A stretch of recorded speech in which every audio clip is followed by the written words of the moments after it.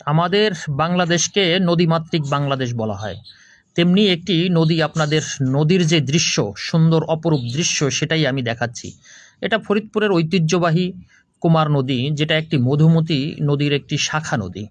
এই নদীটা আসলে অত্যন্ত সুন্দর। এখন প্রকৃতির মধ্যে এই শরতের শেষে নদীর অপরূপ সাজে সেজেছে, দুধারে গাছ, কত সুন্দর দৃশ্য।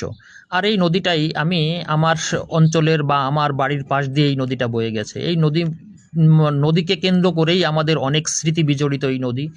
এই ছোটোকালে এই নদীতে গোসল করা এবং সারাদিন দৌড়ঝাঁপ এবং এখানে বিভিন্ন নদীর মধ্যে, পানির মধ্যে যেই ধরনের খেলাধুলা করা, সমস্ত কিছুই কিন্তু এই নদী কেন্দ্রিকই আমাদের ছোটোকালের চলাফেরা সমস্ত কিছুই ছিল।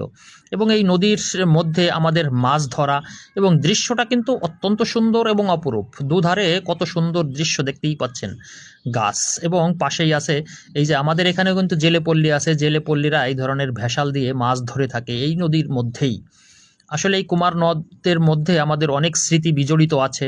সেই ছোটোকালে যখন আমরা এই কুমার নদের মধ্যে গোসল করতে আসতাম, যখন ফাল্গুন চৈত্র বা চৈত্র বৈশাখ মাসে প্রচণ্ড খরতাপ থাকতো, তখন কিন্তু এই নদীর মধ্যে আমরা ছোট বাচ্চারা, আমাদের স্থানীয় ভাষায় বলে হোলডুক, খেলতাম। অর্থাৎ সারাদিন ঘন্টার পর ঘন্টা এই পানির মধ্যেই খেলাধুলা করতাম।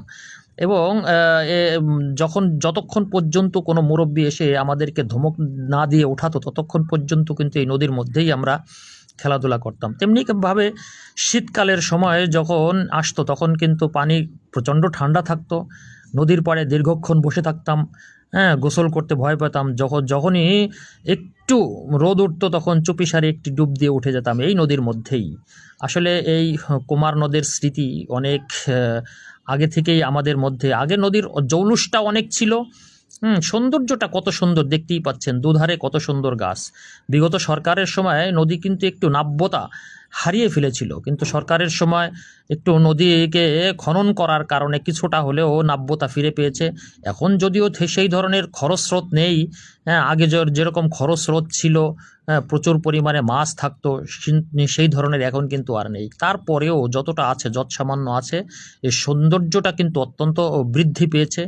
যার কারণে এই নদীটা আসলে অত্যন্ত সুন্দর লেগেছে। সবাই ভালো থাকবেন। নদীর দৃশ্য দেখাতে পেরে ভালো।